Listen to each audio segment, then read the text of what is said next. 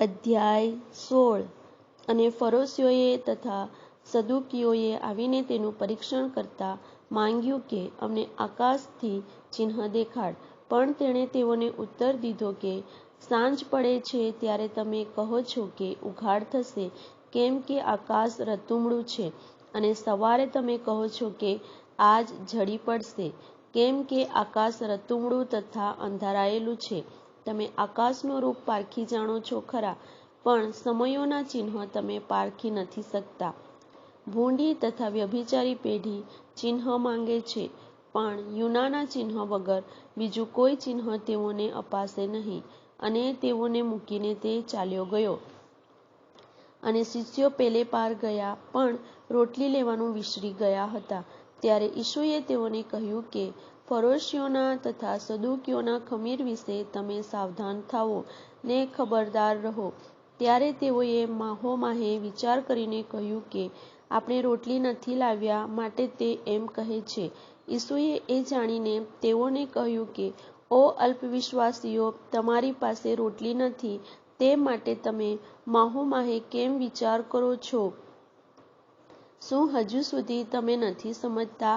ને પેલા 5,000 પુરુષ વચ્ચે 5 રોટલી ને તમે કેટલી ટોપલી ઉઠાવી તેનું શું તમને સ્મરણ નથી? વળી પેલા 4,000 પુરુષ વચ્ચે 7 રોટલી ને તમે કેટલી ટોપલી ઉઠાવી તેનું પણ શું તમને સ્મરણ નથી? તમે કેમ નથી સમજતા કે મેં તમને રોટલી સંબંધી કહ્યું ન હતું, પણ ફરોશીઓના તથા સદુકીઓના ખમીર વિશે તમે સાવધાન રહો એમ મેં કહ્યું હતું? ત્યારે તેઓ સમજ્યા કે રોટલીના ખમીર સંબંધી નહીં, પણ ફરોશીઓના તથા સદુકીઓના મત વિશે સાવધાન રહેવાનું તેણે કહ્યું હતું. અને ઈસુએ કેસરિયા ફિલિપ્પીની સીમમાં આવીને પોતાના શિષ્યોને પૂછ્યું કે માણસનો દીકરો કોણ છે? એ વિશે લોકો શું કહે છે? ત્યારે તેઓએ તેને કહ્યું કે કેટલાક કહે છે યોહાન બાપ્તિસ્ત, ને કેટલાક એલિયા, ને કેટલાક યર્મિયા અથવા પ્રબોધકોમાંનો એક. તે તેઓને કહે છે, પણ હું કોણ છું તે વિશે તમે શું કહો છો? ત્યારે સિમોન પિતરે ઉત્તર દીધો કે તું મસીહ, જીવતા દેવનો દીકરો છે. અને ઈસુએ તેને ઉત્તર દીધો કે સિમોન યુના પુત્ર, તને ધન્ય છે, કેમ કે માંસે તથા લોહીએ નહીં, પણ મારા આકાશમાંના બાપે તને એ જણાવ્યું છે.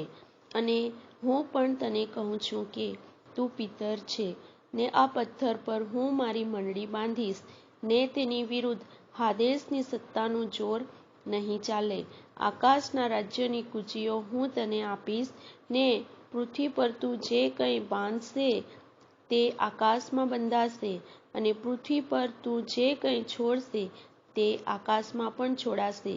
ત્યારે તેણે શિષ્યોને આજ્ઞા આપી કે હું ખ્રિસ્ત છું એ તમારે કોઈને કહેવું નહીં.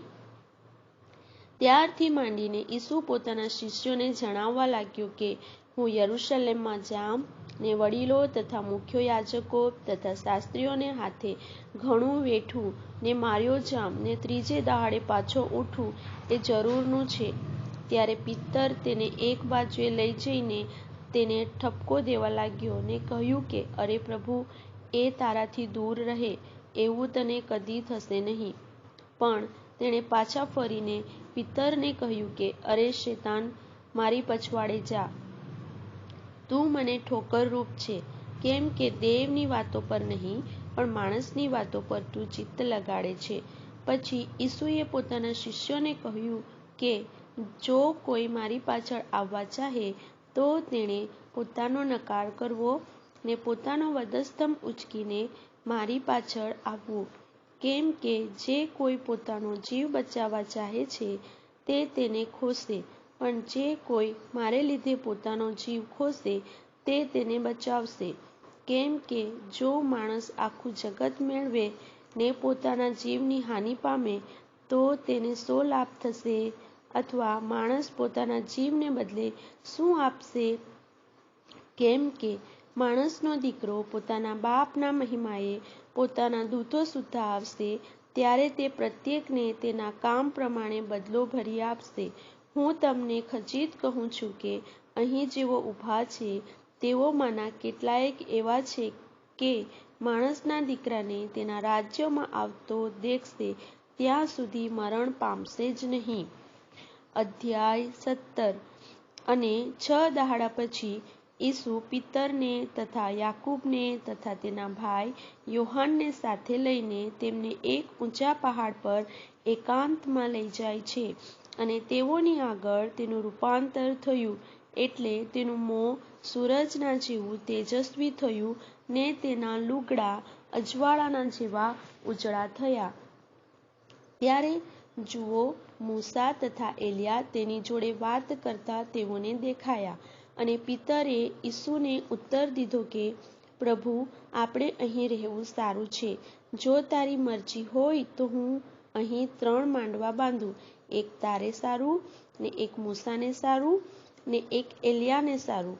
તે બોલતો હતો એટલામાં જુઓ, એક ચળકતી વાદળીએ તેઓના પર છાયા કરી. અને જુઓ, વાદળીમાંથી એક વાણી થઈ કે, આ મારો વહાલો દીકરો છે, એના પર હું પ્રસન્ન છું, તેનું સાંભળો. અને શિષ્યો એ સાંભળીને ઊંધા પડ્યા ને બહુ જ પીધા.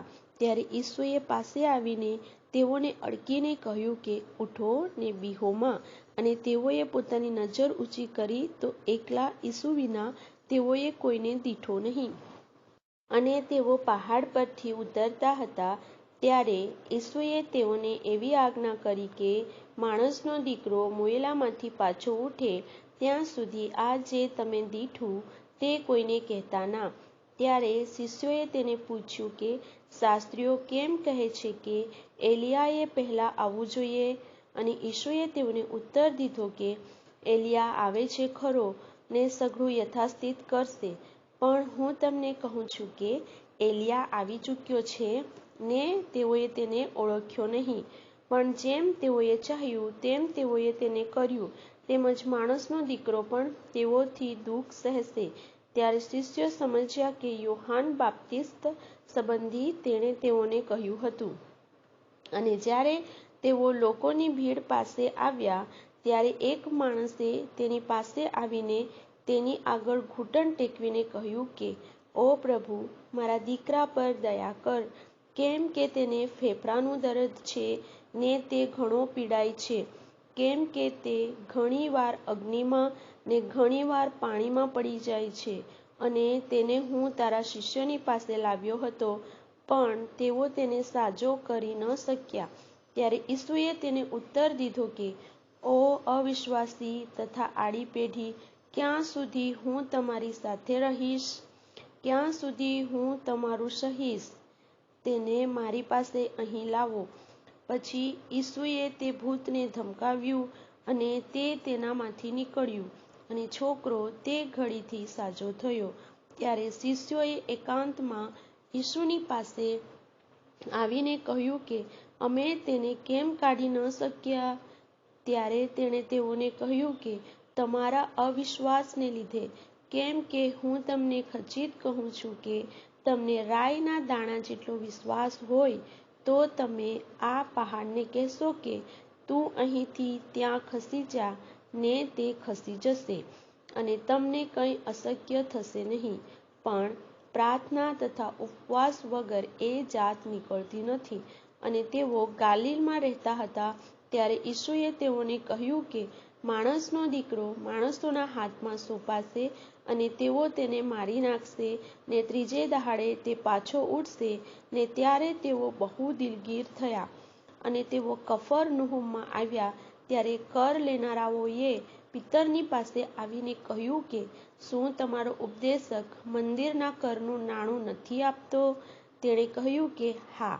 અને ઘરમાં તે આવ્યો ત્યારે તેના બોલવા અગાઉ ઈસુએ કહ્યું કે, સિમોન, તને શું લાગે છે? પૃથ્વીના રાજાઓ કોની પાસેથી દાણ અથવા કર લે છે? પોતાના દીકરાઓ પાસેથી કે પારકાઓ પાસેથી? અને પિતરે તેને કહ્યું કે, પારકાઓ પાસેથી. ત્યારે ઈસુએ તેને કહ્યું, ત્યારે દીકરાઓ તો છૂટા છે, તો પણ આપણે તેઓને ઠોકર ન ખવડાવીએ માટે તું સમુદ્ર કિનારે જઈને ગલ નાખ, અને જે માછલી પહેલી આવે તેને પકડી લે. ને જ્યારે તું તેનું મોં ઉઘાડશે ત્યારે તેમાંથી તને નાણું મળશે. તે લઈને મારે ને તારે સારું તેઓને આપ. અધ્યાય 18. તે જ વેળાએ શિષ્યોએ ઈસુની પાસે આવીને કહ્યું કે આકાશના રાજ્યમાં સૌથી મોટું કોણ છે? ત્યારે તેણે એક બાળકને પાસે બોલાવીને તેને તેઓની વચ્ચે ઊભું રાખીને કહ્યું કે હું તમને ખચિત કહું છું કે જો તમે નહીં ફરો ને બાળકોના જેવા નહીં થાઓ તો આકાશના રાજ્યમાં તમે નહીં જ પેસશો. માટે જે કોઈ પોતાને આ બાળકના જેવું દીન કરશે તે જ આકાશના રાજ્યમાં સૌથી મોટું છે. વળી જે કોઈ મારે નામે એવા એક બાળકનો અંગીકાર કરે છે તે મારો પણ અંગીકાર કરે છે. પણ આ નાનાઓ જેઓ મારા પર વિશ્વાસ કરે છે તેઓમાંના એકને જે કોઈ ઠોકર ખવડાવશે તે કરતાં તેની કોટે ઘંટીનું પડ બંધાય ને તે સમુદ્રના ઊંડાણમાં ડૂબાડાય એ તેને માટે સારું છે. ઠોકરોને લીધે જગતને અફસોસ છે. ઠોકરો આવવાની અગત્ય તો છે, પણ જે માણસથી ઠોકર આવે છે તેને અફસોસ છે. માટે જો તારો હાથ અથવા તારા પગ તને ઠોકર ખવડાવે તો તેને કાપી નાખીને તારી પાસેથી ફેંકી દે. તારા 2 હાથ અથવા 2 પગ છતાં તું અનંત અગ્નિમાં નંખાય એ કરતાં લંગડો અથવા ટૂઠો થઈ જીવનમાં પેસવું એ તારે માટે સારું છે. અને જો તારી આંખ તને ઠોકર ખવડાવે તો તેને કાઢી નાખીને તારી પાસેથી ફેંકી દે. બંને આંખ છતાં તું નરકાગ્નિમાં નંખાય એ કરતાં કાણો થઈને જીવનમાં પેસવું એ તારે માટે સારું છે. સાવધાન રહો કે આ નાનાઓમાંના એકને તમે ન વખોડો. કેમ કે હું તમને કહું છું કે આકાશમાં તેઓના દૂત મારા આકાશમાંના બાપનું મોં સદા જુએ છે. કેમ કે જે ખોવાયેલું તેને બચાવવાને માણસનો દીકરો આવ્યો છે. તમે શું ધારો છો? જો કોઈ માણસની પાસે 100 ઘેટાં હોય ને તેમાંથી એક ભૂલું પડે તો શું 99 ને મૂકીને તે ભૂલા પડેલાને શોધવા તે પહાડ પર જતો નથી? અને જો તે તેને જડે તો હું તમને ખચિત કહું છું કે જે 99 ભૂલા પડેલા ન હતા તેઓના કરતાં તેને લીધે તે વધતો હરખાય છે. એમ આ નાનાઓમાંથી એકનો નાશ થાય એવી તમારા આકાશમાંના બાપની ઈચ્છા નથી. વળી જો તારો ભાઈ તારી વિરુદ્ધ અપરાધ કરે તો જા ને તેને એકાંતે લઈ જઈને તેનો દોષ તેને કહે. જો તે તારું સાંભળે તો તે તારા ભાઈને મેળવી લીધો છે. પણ જો તે ન સાંભળે તો બીજા 1-2 જણને તારી સાથે લે. એ માટે કે હરેક વાત 2 અથવા 3 શાહિદીના મોંથી સાબિત થાય. અને જો તે તેઓનું ન માને તો મંડીને કહે. ને જો મંડીનું પણ તે ન માને તો તેને વિદેશી તથા દાણીના જેવો ગણ. હું તમને ખચિત કહું છું કે જે કંઈ તમે પૃથ્વી પર બાંધશો તે આકાશમાં બંધાશે અને જે કંઈ તમે પૃથ્વી પર છોડશો તે આકાશમાં છોડાશે. વળી હું તમને કહું છું કે જો પૃથ્વી પર તમારામાંના 2 કંઈ પણ વાત સંબંધી એક ચિત્તના થઈને માંગશો તો મારા આકાશમાંના બાપથી તેઓને સારું તે કરાશે. કેમ કે જ્યાં 2 અથવા 3 મારે નામે એકઠા થયેલા હોય ત્યાં તેઓની વચમાં હું છું. ત્યાર પછી પિતરે તેની પાસે આવીને કહ્યું કે ઓ પ્રભુ, મારો ભાઈ મારી વિરુદ્ધ કેટલી વાર અપરાધ કરે ને હું તેને માફ કરું? શું 7 વાર સુધી? ઈસુએ તેને કહ્યું કે 7 વાર સુધીનું હું તને નથી કહેતો, પણ 70 ગણી 7 વાર સુધી. એ માટે આકાશના રાજ્યને એક રાજાની ઉપમા અપાય છે કે જેણે પોતાના ચાકરોની પાસે હિસાબ લેવા માંગ્યો. અને તે હિસાબ લેવા લાગ્યો ત્યારે તેઓએ 10,000 તાલંતના એક દેવાદારને તેની પાસે આણ્યો. પણ વાળી આપવાનું તેની પાસે કંઈ નહીં હોવાથી તેના શેઠે તેને તથા તેની સ્ત્રીને તથા તેના છોકરાને તથા તેની પાસે જે કંઈ હતું તે સગળું વેચીને દેવું વાળવાની આજ્ઞા કરી. એ માટે તે ચાકરે તેને પગે લાગીને વિનંતી કરી કે, સાહેબ, ધીરજ રાખ ને હું તારું બધું વાળી આપીશ. ત્યારે તે ચાકરના શેઠને દયા આવ્યાથી તેણે તેને છોડી દીધો અને દેવું તેને માફ કર્યું. પણ તે જ ચાકરે બહાર જઈને પોતાના સાથી ચાકરોમાંના એકને દીઠો કે જે તેના 100 દિનારનો દેવાદાર હતો, અને તેણે તેનો ટોટો પકડીને કહ્યું કે, તારું દેવું વાળ. ત્યારે તેના સાથી ચાકરે તેને પગે લાગીને તેને વિનંતી કરી કે, ધીરજ રાખ ને હું તારું વાળી આપીશ. અને તેણે તેનું માન્યું નહીં, પણ જઈને દેવું વાળે ત્યાં લગી તેણે તેને કેદખાનામાં નાખ્યો.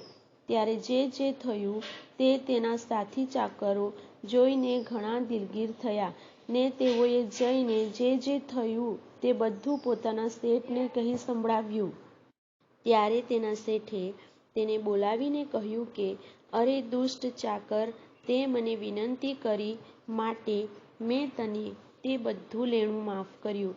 મેં તારા પર જેવી દયા કરી તેવી દયા શું તને પણ તારા સાથી ચાકર પર કરવી ઘટાડત ન હતી?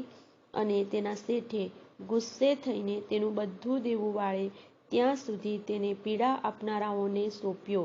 એ પ્રમાણે જો તમે પોતપોતાના ભાઈઓના અપરાધ તમારા અંતઃકરણથી માફ નહીં કરો, તો મારો આકાશમાંનો બાપ પણ તમને એમ જ કરશે.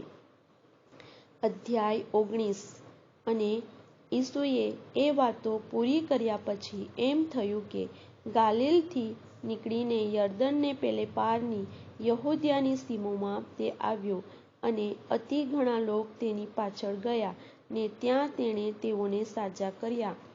અને ફરોશીઓએ તેની પાસે આવીને તેનું પરીક્ષણ કરતાં પૂછ્યું કે, શું હરેક કારણને લીધે માણસ પોતાની સ્ત્રીને મૂકી દે એ ઉચિત છે? અને તેણે ઉત્તર દીધો, શું તમે એમ નથી વાંચ્યું કે જેણે તેઓને ઉત્પન્ન કર્યા તેણે તેઓને આરંભથી નર નારી ઉત્પન્ન કર્યા, ને કહ્યું કે તે કારણને લીધે માણસ પોતાના મા બાપને મૂકીને પોતાની સ્ત્રીને વળગી રહેશે, અને બંને એક દેહ થશે. માટે તેઓ હવેથી બે નથી, પણ એક દેહ છે. એ માટે દેવે જેને જોડ્યું છે તેને માણસે જુદું પાડવું નહીં. તેઓ તેને કહે છે કે, તો મૂસાએ એવી આજ્ઞા કેમ આપી કે ફારગતી આપીને તેને મૂકી દેવી? તે તેઓને કહે છે કે, મૂસાએ તમારા હૃદયની કઠણતાને લીધે તમને તમારી સ્ત્રીઓને મૂકી દેવા દીધી, પણ આરંભથી એવું ન હતું. અને હું તમને કહું છું કે વ્યભિચારના કારણ વગર જે કોઈ પોતાની સ્ત્રીને મૂકી દઈને બીજીને પરણે તે વ્યભિચાર કરે છે.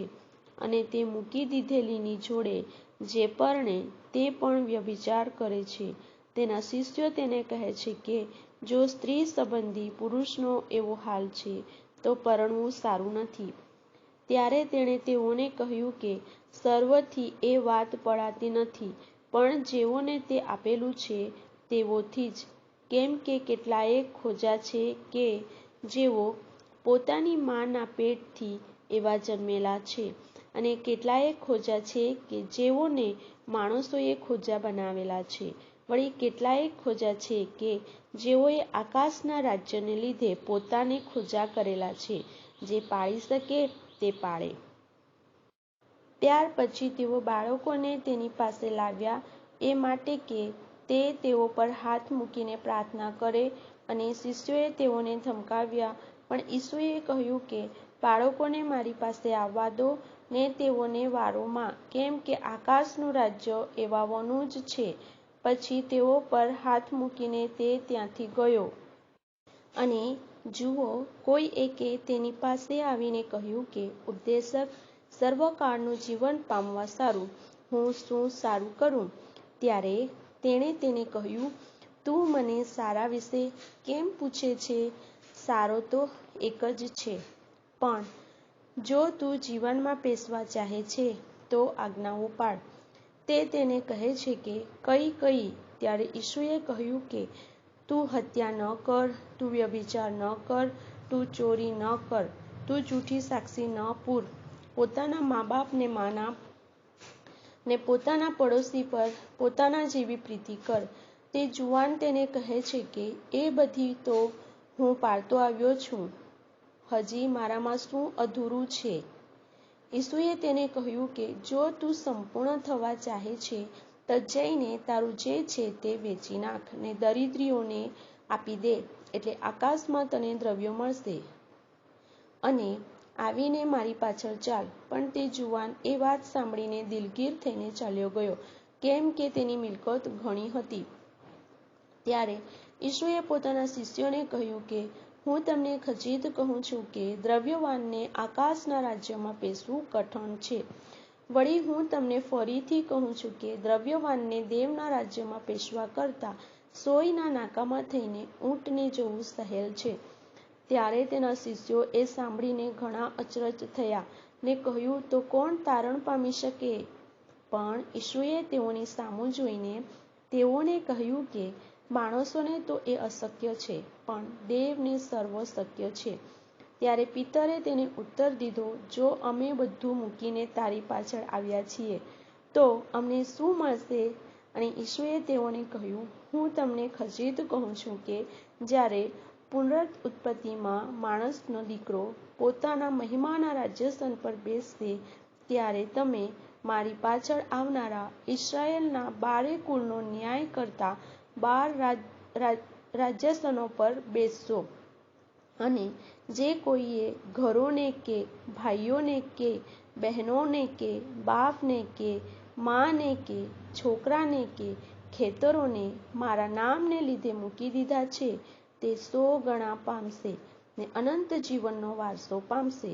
પણ ઘણા જેવો પહેલા તેવો છેલ્લા થશે, અને જેવો છેલ્લા તેવો પહેલા થશે. અધ્યાય 20.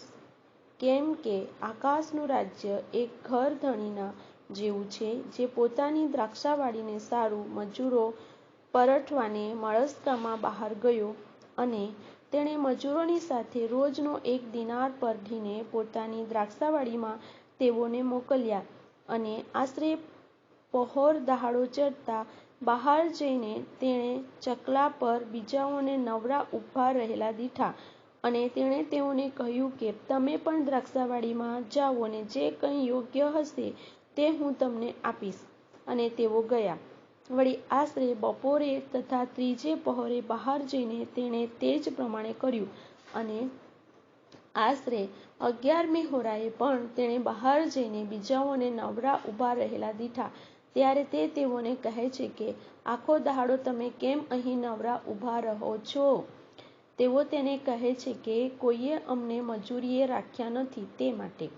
તે તેઓને કહે છે કે પણ તમે દ્રાક્ષાવાડીમાં જાઓ, અને સાંજ પડી ત્યારે દ્રાક્ષાવાડીનો ધણી પોતાના કારભારીને કહે છે કે મજૂરોને બોલાવીને છેલ્લાથી માંડીને પહેલા સુધી તેઓનું વેતન આપ. અને જેઓને તેણે આશરે 11મી હોરાએ રાખ્યા હતા, તેઓ જ્યારે આવ્યા ત્યારે તેઓને 1 દિનાર મળ્યો. પછી જેઓ પહેલા આવ્યા હતા તેઓ એવું ધારતા હતા કે અમને વધારે મળશે, પણ તેઓને પણ 1 દિનાર મળ્યો. ત્યારે તે લઈને તેઓએ ઘર ધણીની વિરુદ્ધ કચકચ કરી ને કહ્યું કે આ પાછલાઓએ માત્ર 1 જ કલાક કામ કર્યું છે, અને તે તેઓને આખા દિવસનો બોજો તથા લૂ સહન કરનારાઓની બરોબર ગણ્યા છે. પણ તેણે તેઓમાંના એકને ઉત્તર દીધો કે મિત્ર, હું તારો કશો અન્યાય નથી કરતો. શું તે મારી સાથે 1 દિનાર પરોઢ્યો ન હતો? તારું લઈને ચાલ્યો જા. જેટલું તને તેટલું આ છેલ્લાને પણ આપવાની મારી મરજી છે. જે મારું છે તે મારી મરજી પ્રમાણે વાપરવાનો શું મને હક નથી? અથવા હું સારો છું માટે તારી આંખ ભૂંડી છે શું? એમ જેવો છેલ્લા તેવો પહેલા, અને જેવો પહેલા તેવો છેલ્લા થશે. અને ઈસુએ યરૂશાલેમ જતા રસ્તે 12 શિષ્યોને એકાંતમાં લઈ જઈને તેઓને કહ્યું કે જુઓ, આપણે યરૂશાલેમ જઈએ છીએ, ને માણસનો દીકરો મુખ્ય યાજકોને તથા શાસ્ત્રીઓને સ્વાધીન કરાશે, ને તેઓ તેના પર મરણદંડ ઠરાવશે અને ઠઠ્ઠા મસ્કરી કરવાને તથા કોરડા મારવાને તથા વધસ્તંભે જડવાને તેઓ તેને વિદેશીઓને સોંપી દેશે અને ત્રીજે દહાડે પાછો ઉઠાડાશે. ત્યારે જબ્દીના દીકરાઓની માએ પોતાના દીકરાઓની સાથે તેની પાસે આવીને તથા પગે લાગીને તેની પાસે કંઈ માંગ્યું. અને તેણે તેને કહ્યું કે, તું શું માંગે છે? તે તેને કહે છે કે, આ મારા 2 દીકરા તારા રાજ્યમાં, એક તારે જમણે હાથે ને બીજો તારે ડાબે હાથે બેસે, એવી આજ્ઞા તું કર. પણ ઈસુએ તેઓને ઉત્તર દીધો કે, તમે જે માંગો છો તે તમે સમજતા નથી. જે પ્યાલું હું પીવાનો છું તે તમે પી શકો છો? તેઓ તેને કહે છે, અમે પી શકીએ છીએ. તે તેઓને કહે છે કે, તમે મારું પ્યાલું પીશો ખરા, પણ જેઓને સારું મારા બાપે સિદ્ધ કરેલું છે તેઓના વગર બીજાઓને મારે જમણે હાથે ને ડાબે હાથે બેસવા દેવું એ મારું નથી. અને 10 એ સાંભળ્યું ત્યારે તેઓ એ બંને ભાઈ પર ગુસ્સે થયા. પણ ઈસુએ તેઓને પાસે તેડીને કહ્યું કે, તમે જાણો છો કે વિદેશીઓના રાજાઓ તેઓ પર ધણીપણું કરે છે ને જેઓ મોટા છે તેઓ તેઓના પર અધિકાર ચલાવે છે. પણ તમારામાં એવું ન થાય. પણ તમારામાં જે કોઈ મોટો થવા ચાહે તે તમારો સેવક થાય, અને જે કોઈ તમારામાં મુખ્ય થવા ચાહે તે તમારો દાસ થાય. જેમ માણસનો દીકરો સેવા કરાવવાને નહીં પણ સેવા કરવાને તથા ઘણા લોકની ખંડણીને સારું પોતાનો જીવ આપવાને આવ્યો છે તેમ. અને તેઓ યરીખોમાંથી નીકળતા હતા ત્યારે લોકોનો મોટો સમુદાય તેની પાછળ ચાલતો હતો. અને જુઓ, 2 આંધળા રસ્તાની કોરે બેઠેલા હતા, અને ઈસુ પાસે થઈને જાય છે તે સાંભળીને તેઓએ બૂમ પાડી કે, ઓ પ્રભુ, દાઉદના દીકરા, અમારા પર દયા કર. અને લોકે તેઓને ધમકાવીને કહ્યું કે, છાના રહો. પણ તેઓએ વધતી બૂમ પાડી કે, ઓ પ્રભુ, દાઉદના દીકરા, અમારા પર દયા કર. ત્યારે ઈસુએ ઊભા રહીને તેઓને તેડીને કહ્યું કે, હું તમારે વાસ્તે શું કરું? એ વિશે તમારી શી ઈચ્છા છે? તેઓ તેને કહે છે કે, પ્રભુ, અમારી આંખો ઉઘડી જાય. ત્યારે ઈસુને દયા આવી ને તે તેઓની આંખોને અડક્યો, ને તરત તેઓ દેખતા થયા, અને તેઓ તેની પાછળ ચાલ્યા. અધ્યાય 21.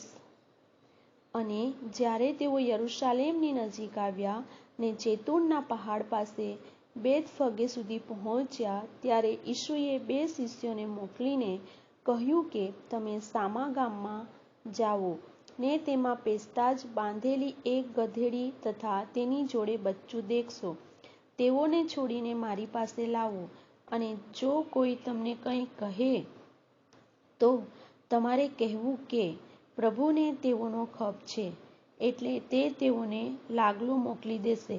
હવે આ એ માટે થયું કે પ્રબોધકે જે કહ્યું હતું તે પૂરું થાય કે, સિય્યોનની દીકરીને એમ કહો કે, જો, તારો રાજા તારી પાસે આવે છે.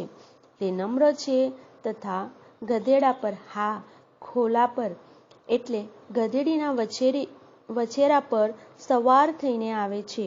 ત્યારે શિષ્યોએ જઈને ઈસુએ તેઓને ફરમાવ્યું હતું તેમ કર્યું. અને તેઓ ગધેડીને બચ્ચા સુદ્ધા લાવ્યા ને પોતાના લુગડા તેઓ પર નાખ્યા, અને તે તેઓ પર સવાર થયો. અને લોકોમાંના ઘણા ખરાએ પોતાના લુગડા રસ્તામાં પાથર્યા, ને બીજાઓએ ઝાડો પરથી ડાળીઓ કાપીને રસ્તામાં પાથરી. અને આગળ ચાલનાર તથા પાછળ આવનાર લોકે પોકાર્યું કે, દાઉદના દીકરાને હોશાના! પ્રભુને નામે જે આવે છે તે આશીર્વાદિત છે. પરમ ઊંચામાં હોશાના! અને જ્યારે તે યરૂશાલેમમાં આવ્યો ત્યારે તે આખા નગરે ખબડી ઉઠીને કહ્યું કે, એ કોણ છે? ત્યારે લોકોએ કહ્યું, ઈસુ પ્રબોધક, જે ગાલિલના નાઝરેતનો તે એ છે. પછી ઈસુ દેવના મંદિરમાં ગયો, ને મંદિરમાં જેઓ વેચતા તથા ખરીદતા હતા તે સર્વને તેણે કાઢી મૂક્યા, અને નાણાવટીઓના બાજટ તથા કબૂતર વેચનારાઓના આસનો તેણે ઊંધા વાળ્યા. અને તેણે તેઓને કહ્યું કે, મારું ઘર પ્રાર્થનાનું ઘર કહેવાશે એમ લખેલું છે, પણ તમે એને લૂંટારાઓનું કોતર કર્યું છે. અને આંધળા તથા લંગડા તેની પાસે મંદિરમાં આવ્યા ને તેણે તેઓને સાજા કર્યા. પણ જે ચમત્કારો તેણે કર્યા તથા જે છોકરા મંદિરમાં મોટેઘાટે દાઉદના દીકરાને હોસાના કહેતા હતા, તેઓને જ્યારે મુખ્ય યાજકોએ તથા શાસ્ત્રીઓએ દીઠા, ત્યારે તેઓ બહુ ગુસ્સે થયા. અને તેઓએ તેને કહ્યું કે એવો શું કહે છે, તે શું તું સાંભળે છે? ત્યારે ઈસુ તેઓને કહે છે કે, હા, બાળકોના તથા ધાવણોના મોંથી તે સ્તુતિ સંપૂર્ણ કરાવી.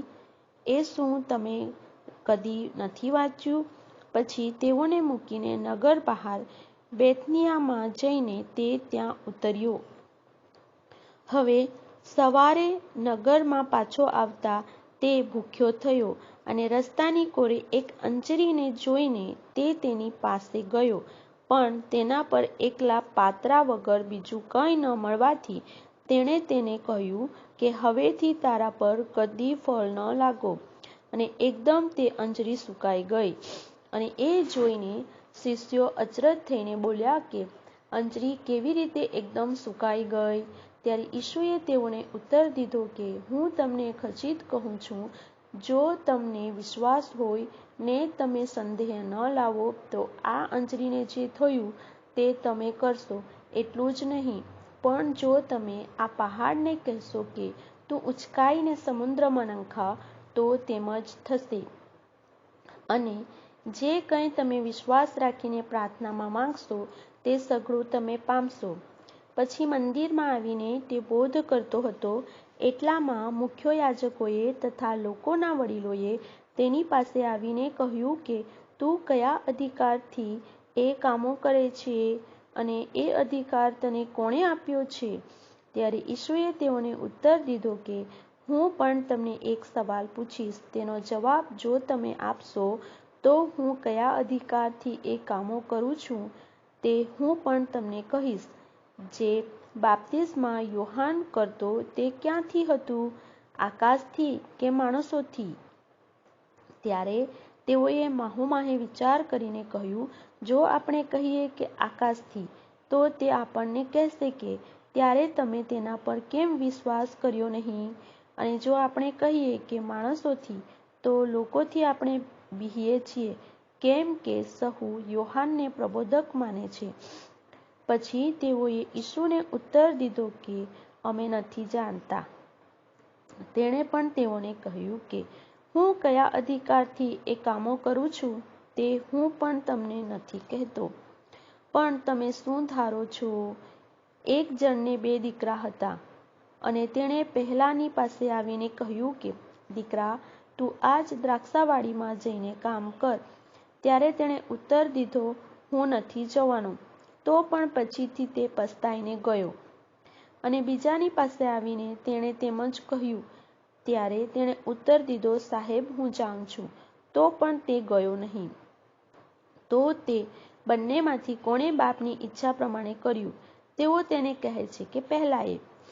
ઈસુ તેઓને કહે છે કે હું તમને ખચિત કહું છું કે દાણીઓ તથા કસબણો તમારી અગાઉ દેવના રાજ્યમાં જાય છે.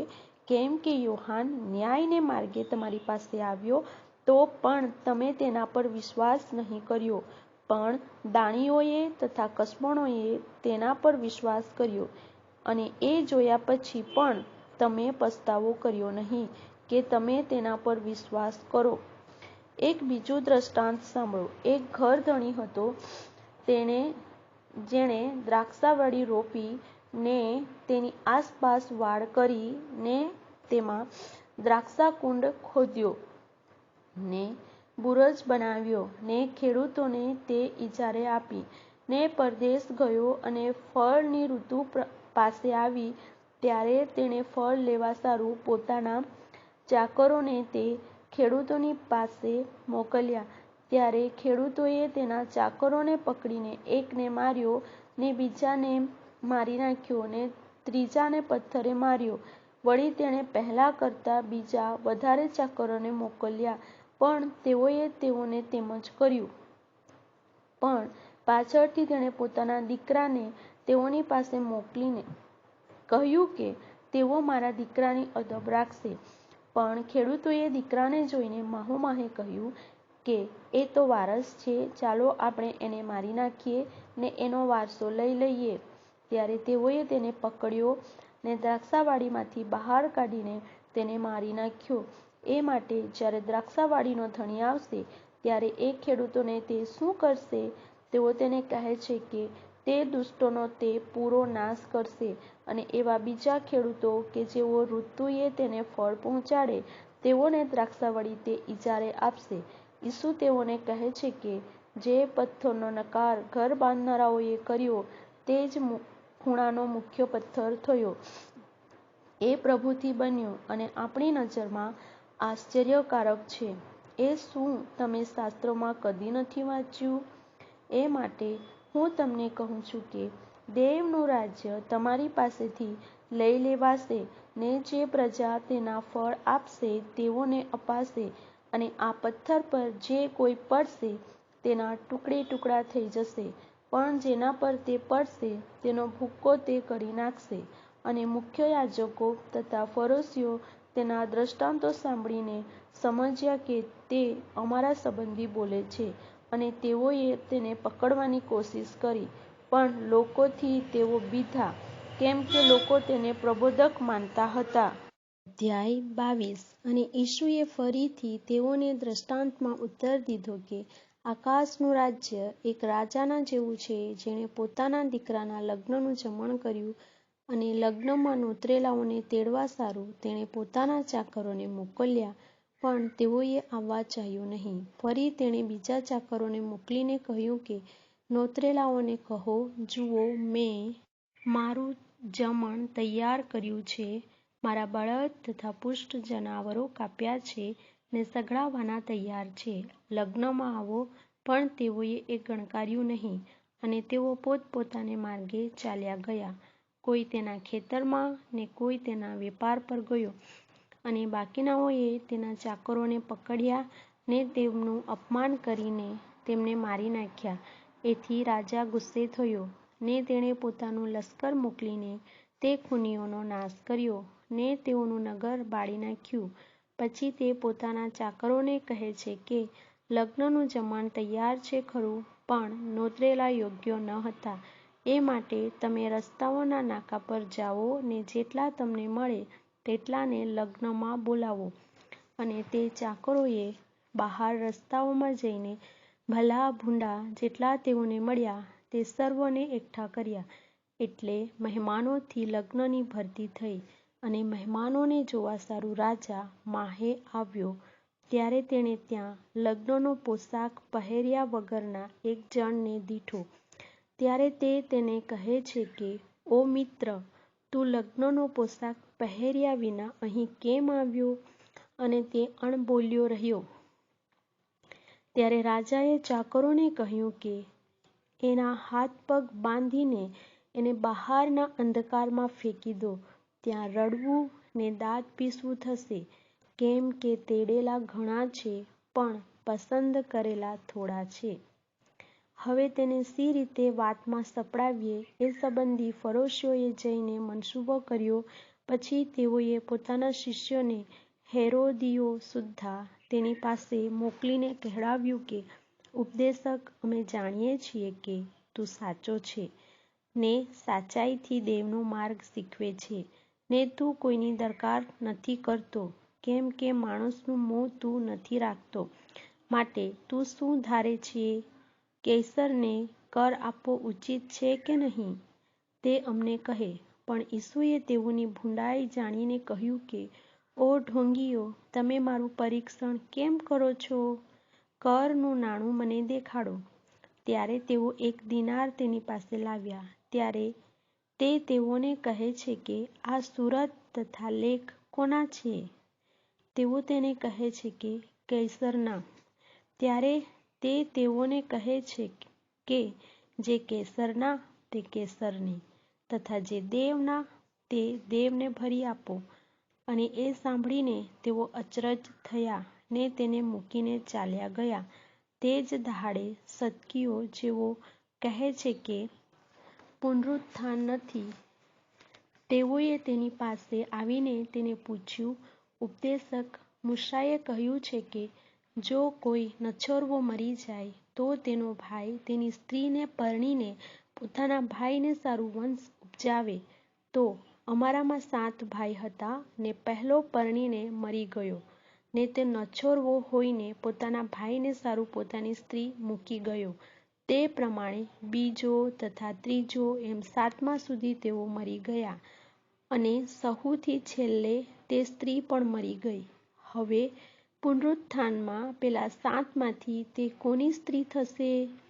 કેમ કે તે સહુની થઈ હતી. ત્યારે ઈસુએ તેઓને ઉત્તર દીધો કે ધર્મલેખો તથા દેવનું પરાક્રમ નહીં જાણ્યાને લીધે તમે ભૂલ ખાઓ છો. કેમ કે પુનરુત્થાનમાં તેઓ પરણતા નથી ને પરણાવતા નથી, પણ આકાશમાંના દૂતો જેવા હોય છે. પણ મોયેલાઓના પુનરુત્થાન સંબંધી દેવે જે તમને કહ્યું તે શું તમે નથી વાંચ્યું કે હું ઇબ્રાહીમનો દેવ તથા ઈસહાકનો દેવ તથા યાકૂબનો દેવ છું? તે મોયેલાઓનો દેવ નથી, પણ જીવતાઓનો છે. ત્યારે લોકો એ સાંભળીને તેના બોધથી અચરજ થયા. પણ જ્યારે ફરોશોએ સાંભળ્યું કે તેણે સદુકીઓના મોં બંધ કર્યા, ત્યારે તેઓ એકઠા થયા, અને તેઓમાંથી એક પંડિતે તેનું પરીક્ષણ કરવા સારું તેને પૂછ્યું કે, ઓ ઉપદેશક, નિયમશાસ્ત્રમાં સૌથી મોટી આજ્ઞા કઈ છે? ત્યારે તેણે તેને કહ્યું કે પ્રભુ તારા દેવ પર તું તારા પૂરા હૃદયથી ને તારા પૂરા જીવથી ને તારા પૂરા મનથી પ્રીતિ કર. પહેલી ને મોટી આજ્ઞા એ છે, અને બીજી આજ્ઞા એના જેવી જ છે, એટલે જેવી પોતા પર તેવી પોતાના પડોશી પર તું પ્રીતિ કર. આ 2 આજ્ઞા આખા નિયમશાસ્ત્ર તથા પ્રબોધકોનો પાયો છે. હવે ફરોશીઓ એકઠા મળેલા હતા. ત્યારે ઈસુએ તેઓને એવું પૂછ્યું કે મસીહ સંબંધી તમે શું ધારો છો? તે કોનો દીકરો છે? તેઓ તેને કહે છે કે દાઉદનો. તે તેઓને કહે છે, તો આત્મા વડે દાઉદ તેને પ્રભુ કેમ કહે છે? જેમ કે પ્રભુએ મારા પ્રભુને કહ્યું કે તારા શત્રુઓને હું તારું પાયાસન કરું ત્યાં સુધી તું મારે જમણે હાથે બેસ. હવે જો દાઉદ તેને પ્રભુ કહે છે, તો તે સી રીતે તેનો દીકરો કહેવાય? અને એક પણ શબ્દનો ઉત્તર કોઈ તેને આપી શક્યો નહીં. તેમજ તે દહાડેથી તેને કંઈ પૂછવાને કોઈએ છાતી ચલાવી નહીં. અધ્યાય 23. ત્યાર પછી ઈસુએ લોકોને તથા પોતાના શિષ્યોને કહ્યું કે શાસ્ત્રીઓ તથા ફરોશીઓ મૂસાના આસન પર બેસે છે, માટે જે કંઈ તેઓ તમને ફરમાવે તે કરો તથા પાળો, પણ તેઓના કામ પ્રમાણે ન કરો. કેમ કે તેઓ કહે છે ખરા, પણ કરતા નથી. કેમ કે ભારે અને ઊંચકતા મહા મુસીબત પડે એવા બોજા તેઓ માણસોની કાંધો પર ચઢાવે છે, પણ તેઓ પોતે પોતાની એક આંગળી પણ તેને લગાડવા ચાહતા નથી. અને લોકો તેઓને જુએ એવા હેતુથી તેઓ પોતાના સઘળા કામ કરે છે. તેઓ પોતાના સ્મરણપત્રોને પહોળા બનાવે છે ને પોતાના લુગડાની કોર વધારે છે. વળી જમણવારોમાં મુખ્ય જગાઓ તથા સભાસ્થાનોમાં મુખ્ય આસનો તથા ચોટાઓમાં સલામો તથા માણસ તેઓને રાબ્બી કહે એવું તેઓ ચાહે છે. પણ તમે રાબ્બી ન કહેવાઓ, કેમ કે એક જ તમારો ગુરુ છે, ને તમે સઘળા ભાઈઓ છો. અને પૃથ્વી પર તમે કોઈને તમારો બાપ ન કહો, કેમ કે એક જે આકાશમાં છે તે તમારો બાપ છે. અને તમે સ્વામી ન કહેવાઓ, કેમ કે એક જે ખ્રિસ્ત તે તમારો સ્વામી છે. પણ તમારામાં જે મોટો છે તે તમારો સેવક થાય. અને જે કોઈ પોતાને ઊંચો કરશે તે નીચો કરાશે, અને જે કોઈ પોતાને નીચો કરશે તે ઊંચો કરાશે. અને ઓ શાસ્ત્રીઓ તથા ફરોશીઓ, ઢોંગીઓ, તમને અફસોસ છે, કેમ કે લોકોની સામે તમે આકાશનું રાજ્ય બંધ કરો છો. કેમ કે તેમાં તમે પોતે પેસતા નથી, ને જેઓ પેસવા ચાહે છે તેઓને તમે પેસવા દેતા નથી. ઓ શાસ્ત્રીઓ તથા ફરોશીઓ, ઢોંગીઓ, તમને અફસોસ છે, કેમ કે વિધવાઓના ઘર તમે ખાઈ જાઓ છો ને ઢોંગથી લાંબી પ્રાર્થનાઓ કરો છો, તે સારું તમે વધતો દંડ ભોગવશો. ઓ શાસ્ત્રીઓ તથા ફરોશીઓ, ઢોંગીઓ, તમને અફસોસ છે, કેમ કે એક શિષ્ય કરવા સારું તમે સમુદ્ર તથા પૃથ્વી ફરી વળો છો, અને તે થાય છે ત્યારે તમે તેને પોતા કરતાં બમણો નરકનો દીકરો બનાવો છો. ઓ આંધળા દોરનારાઓ, તમને અફસોસ છે, તમે કહો છો કે જો કોઈ મંદિરના સમ ખાય તો તેમાં કંઈ નહીં, પણ જો કોઈ મંદિરના સોનાના સમ ખાય તો તેથી તે બંધાયેલો છે. ઓ મૂર્ખો તથા આંધળાઓ, વિશેષ મોટું તે કયું, સોનું કે સોનાને પવિત્ર કરનારું મંદિર? અને જો કોઈ હોમવેદીના સમ ખાય તો તેમાં કંઈ નહીં, પણ જો કોઈ તે પરના અર્પણના સમ ખાય તો તેથી તે બંધાયેલો છે. ઓ આંધળાઓ, વિશેષ મોટું તે કયું, અર્પણ કે અર્પણને પવિત્ર કરનારી હોમવેદી?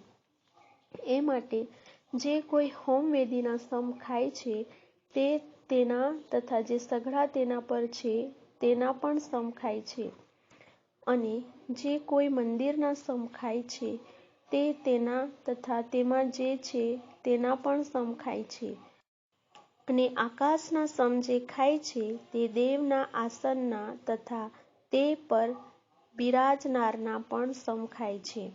ઓ શાસ્ત્રીઓ તથા ફરોશીઓ, ઢોંગીઓ, તમને અફસોસ છે, કેમ કે ફુદીનાનો તથા સુવાનો તથા જીરાનો 10મો ભાગ તમે આપો છો, પણ નિયમશાસ્ત્રની મોટી વાતો એટલે ન્યાયીકરણ તથા દયા તથા વિશ્વાસ તે તમે પડતા મૂક્યા છે.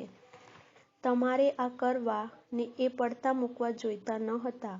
ઓ આંધળા દોરનારાઓ, તમે મચ્છરને ગાળી કાઢો છો પણ ઊંટને ગળી જાઓ છો. ઓ શાસ્ત્રીઓ તથા ફરોશીઓ, ઢોંગીઓ, તમને અફસોસ છે, કેમ કે તમે થાળી વાટકો બહારથી સાફ કરો છો, પણ તેમની માહે જુલમ તથા અન્યાય ભરેલા છે. ઓ આંધળા ફરોશી, તું પહેલા થાળી વાટકો માહેથી સાફ કર કે તે બહારથી પણ સાફ થઈ જાય. ઓ શાસ્ત્રીઓ તથા ફરોશીઓ, ઢોંગીઓ, તમને અફસોસ છે, કેમ કે તમે ધોળેલી કબરના જેવા છો, જે બહારથી શોભાયમાન દેખાય છે ખરી, પણ માહે મૂળદાના હાડકાંએ તથા હરેક અશુદ્ધપણાએ ભરેલી છે. તેમ તમે પણ માણસોની આગળ બહારથી ન્યાયી દેખાઓ છો ખરા, પણ માહે ઢોંગે તથા ભૂંડાઈએ ભરેલા છો.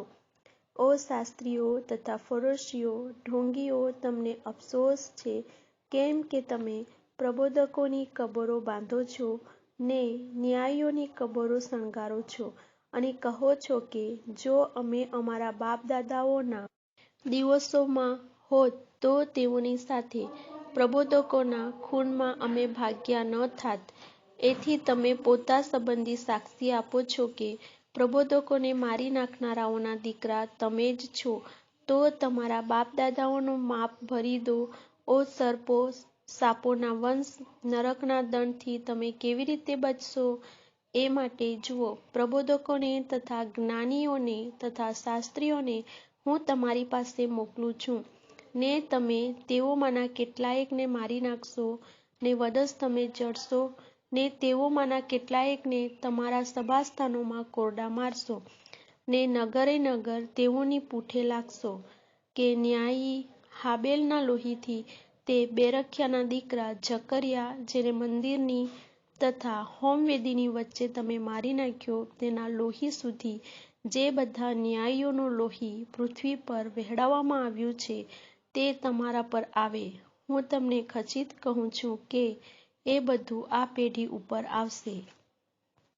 ઓ યરૂશાલેમ, યરૂશાલેમ, પ્રબોધકોને મારી નાખનાર ને તારી પાસે મોકલેલાઓને પથ્થરે મારનાર, જે મરઘી પોતાના બચ્ચાને પાંખો તળે એકઠા કરે છે, તેમ તારા છોકરાને એકઠા કરવાનું મેં કેટલી વાર ચાહ્યું, પણ તમે ચાહ્યું નહીં.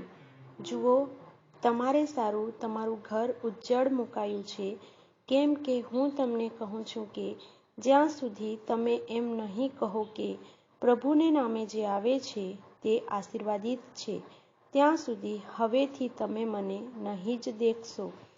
અધ્યાય 24. અને યેશુ મંદિરમાંથી નીકળીને ચાલતો હતો ત્યારે તેના શિષ્યો તેને મંદિરના બાંધકામો દેખાડવાને તેની પાસે આવ્યા. ત્યારે તેણે તેઓને ઉત્તર દીધો કે શું તમે એ બધા નથી દેખતા? હું તમને ખચિત કહું છું કે પાડી નહીં નંખાય એવો એક પણ પથ્થર બીજા ઉપર અહીં રહેવા દેવાશે નહીં. પછી જૈતૂનના પહાડ પર તે બેઠો હતો તેવામાં તેના શિષ્યોએ એકાંતમાં તેની પાસે આવીને કહ્યું કે એ બધું ક્યારે થશે? અને તારા આવવાની તથા જગતના અંતની શી નિશાની થશે? તે અમને કહે. ત્યારે ઈસુએ તેઓને ઉત્તર દીધો કે સાવધાન રહો કે તમને કોઈ ભૂલાવે નહીં, કેમ કે હું તો ખ્રિસ્ત છું એમ કહેતા ઘણા મારે નામે આવશે ને તેઓ ઘણાને ભૂલાવશે. અને લડાઈઓ તથા લડાઈઓની અફવા તમારા સાંભળવામાં આવશે, પણ જોજો, ગભરાતા ના, કેમ કે એ બધું થવાની અગત્ય છે, પણ તેટલેથી અંત નહીં આવે. કેમ કે પ્રજા પ્રજાની વિરુદ્ધ તથા રાજ્ય રાજ્યની વિરુદ્ધ ઉઠશે, દુકાળો તથા મરકીઓ તથા ઠેકાણે ઠેકાણે ધરતીકંપ થશે, પણ એ બધા તો દુઃખોનો આરંભ જ છે. ત્યારે તેઓ તમને વિપત્તિમાં નાખશે ને તમને મારી નાખશે, ને મારા નામને લીધે સર્વ પ્રજાઓ તમારો દ્વેષ કરશે, અને તે વેળાએ ઘણા ઠોકર ખાશે ને એકબીજાને પરસ્વાધીન કરાવશે ને એકબીજા પર વેર રાખશે. અને જૂઠા પ્રબોધકો ઘણા ઉઠશે ને ઘણાને ભૂલાવશે, અને અન્યાય વધી જવાના કારણથી ઘણા ખરાનો પ્રેમ ઠંડો થઈ જશે. પણ અંત સુધી જે કોઈ ટકશે તે જ તારણ પામશે. અને સર્વ પ્રજાઓને સાક્ષીરૂપ થવા સારું રાજ્યની આ સુવાર્તા આખા જગતમાં પ્રગટ કરાશે, અને ત્યારે જ અંત આવશે. એ માટે ઉજ્જડની અમંગળપણાની નિશાની જે સંબંધી દાનિયેલ પ્રબોધકે કહેલું છે તેને જ્યારે તમે પવિત્ર જગાએ ઊભેલી જુઓ, જે વાંચે તે સમજે. ત્યારે જેઓ યહૂદિયામાં હોય તેઓ પહાડો પર નાસી જાય, ધાબા પર જે હોય તે પોતાના ઘરમાંનો સામાન લેવાને ન ઉતરે, અને ખેતરમાં જે હોય તે પોતાનું લુગડું લેવાને પાછો ન ફરે. અને તે દિવસોમાં જેઓ ગર્ભવતી હોય તથા જેઓ ધવડાવતી હોય તેઓને અફસોસ છે, પણ તમારું નાસવું શિયાળામાં કે વિશ્રામવારે ન થાય તે માટે તમે પ્રાર્થના કરો, કેમ કે તે વેળા એવી મોટી વિપત્તિ આવી પડશે કે તેના જેવી જગતના આરંભથી તે હમણાં સુધી થઈ નથી ને કદી થશે પણ નહીં. અને જો તે દહાડા ઓછા કરવામાં ન આવત તો કોઈ પણ માણસ બચી ન શકત.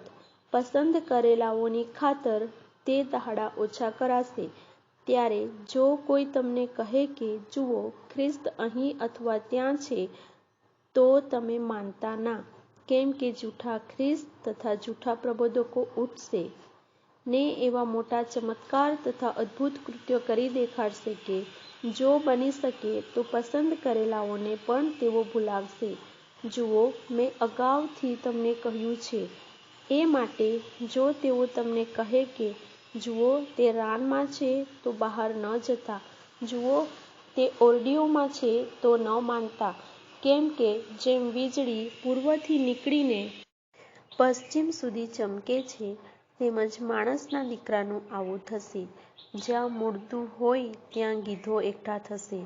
અને તે દહાડાઓની વિપત્તિ પછી સૂરજ તરત અંધકારરૂપ થઈ જશે, ને ચંદ્ર પોતાનું અજવાળું નહીં આપે, ને આકાશથી તારા ખરશે, ને આકાશના પરાક્રમો હલાવાશે.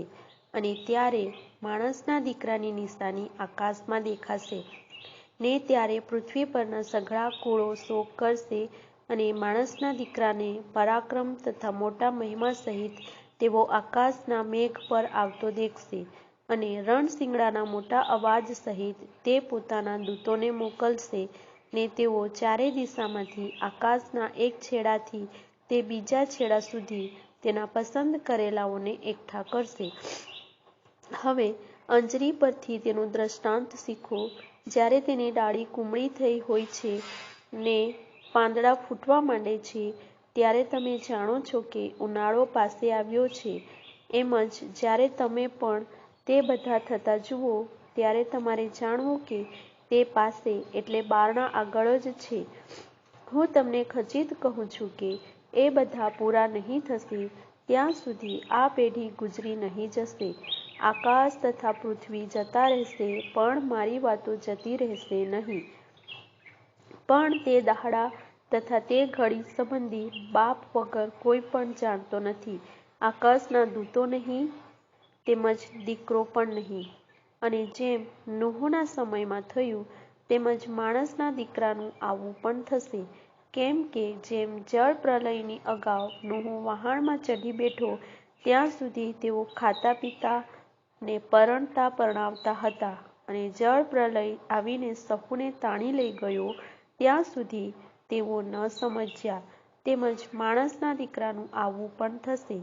તે વખતે ખેતરમાં 2 માણસ હશે, એક લેવાશે ને બીજો પડતો મુકાશે. 2 સ્ત્રીઓ ઘંટીએ દળતી હશે, એક લેવાશે ને બીજી પડતી મુકાશે. માટે જાગતા રહો, કેમ કે તમે જાણતા નથી કે કયે દિવસે તમારો પ્રભુ આવશે. પણ એ જાણો કે ચોર કયે પહોરે આવશે. એ જો ઘરધણી જાણતો હોત તો તે જાગતો રહેત ને પોતાના ઘરમાં તેને ખાતર પાડવા ન દેત. એ માટે તમે પણ તૈયાર રહો, કેમ કે જે ઘડીએ તમે ધારતા નથી તે જ ઘડીએ માણસનો દીકરો આવશે. તો જે ચાકરને તેના ધણીએ પોતાના ઘરનાને વખતસર ખાવાનું આપવા સારું પોતાના ઘરનો કારભારી ઠરાવ્યો છે, તેવો વિશ્વાસુ તથા બુદ્ધિમાન ચાકર કોણ છે? જે ચાકરને તેનો ધણી આવીને એમ કરતો દેખે, તેને ધન્ય છે. હું તમને ખચિત કહું છું કે તે તેને પોતાની બધી સંપત્તિનો કારભારી ઠરાવશે. પણ જે કોઈ ભૂંડો ચાકર પોતાના મનમાં કહે કે મારા ધણીને આવતા વાર છે, અને બીજા ચાકરોને તે મારવા તથા છાકટાઓની સાથે ખાવા પીવા લાગે, તો જે દહાડે તે તેની વાટ જોતો નથી ને જે ઘડી તે જાણતો નથી, તેવે વખતે તે ચાકરનો ધણી આવશે ને તે તેને કાપી નાખશે ને તેનો ભાગ ઢોંગીઓની સાથે ઠરાવશે. ત્યાં રડવું ને દાંત પીસવું થશે. અધ્યાય 25. તો આકાશના રાજ્યને 10 કુમારિકાઓની ઉપમા અપાશે કે જેઓ પોતપોતાની મસાલો લઈને વરને મળવા સારું બહાર નીકળી. અને તેઓમાંની 5 મૂર્ખ હતી ને 5 બુદ્ધિમાન હતી. કેમ કે મૂર્ખીઓએ પોતાની મસાલો લીધી ખરી, પણ તેઓએ સાથે તેલ લીધું નહીં. પણ બુદ્ધિવંતીઓએ પોતાની મસાલો સાથે પોતાની કુપ્પીમાં તેલ લીધું. અને વરને આવતા વાર લાગી એટલામાં તેઓ સર્વ ચોખા ખાઈને ઊંઘી ગઈ. અને મધરાતે બૂમ પડી કે, જુઓ, વર આવ્યો, તેને મળવાને નીકળો. ત્યારે તે સર્વ કુમારિકાઓએ ઉઠીને પોતપોતાની મસાલો તૈયાર કરી. અને મૂર્ખીઓએ બુદ્ધિવંતીઓને કહ્યું કે તમારા તેલમાંથી અમને આપો, કેમ કે અમારી મસાલો હોલવાઈ જાય છે. પણ બુદ્ધિવંતીઓએ ઉત્તર દીધો કે કદાચ અમને તથા તમને પૂરું નહીં પડે, માટે તમે વેચનારાઓની પાસે જઈને પોતપોતાને સારું વેચાતું લો.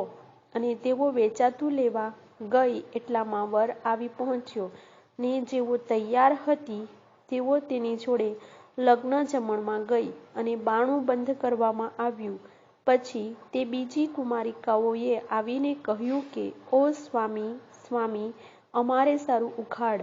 પણ તેણે ઉત્તર દીધો, હું તમને ખચિત કહું છું કે હું તમને ઓળખતો નથી. માટે તમે જાગતા રહો, કેમ કે તે દહાડો અથવા તે ઘડી તમે જાણતા નથી. કેમ કે તેનું આવવું એક માણસના જેવું છે. જેણે પરદેશ જતી વખતે પોતાના ચાકરોને બોલાવીને પોતાની સંપત્તિ તેઓને સોંપી. એકને તેણે 5 તાલંત ને બીજાને 2 ને ત્રીજાને 1, એમ હરેકને પોતપોતાની શક્તિ પ્રમાણે આપ્યું, અને તે પરદેશ ગયો. પછી જેને 5 તાલંત મળ્યા હતા તે તરત જઈને વેપાર કરીને તે વડે બીજા 5 તાલંત કમાયો. તેમજ જેને 2 તે પણ બીજા 2 કમાયો. પણ જેને 1 તાલંત મળ્યો હતો તેણે જઈને જમીનમાં ખોદીને પોતાના ધણીનું નાણું દાટી મૂક્યું. અને લાંબી મુદત પછી તે ચાકરોનો ધણી આવે છે ને તેઓ પાસેથી હિસાબ લે છે. ત્યારે જેને 5 તાલંત મળ્યા હતા તે બીજા 5 તાલંત પણ લેતો આવ્યો ને કહ્યું કે, પ્રભુ, તે મને 5 તાલંત સોંપ્યા હતા, જો હું તે ઉપરાંત બીજા 5 તાલંત કમાયો છું.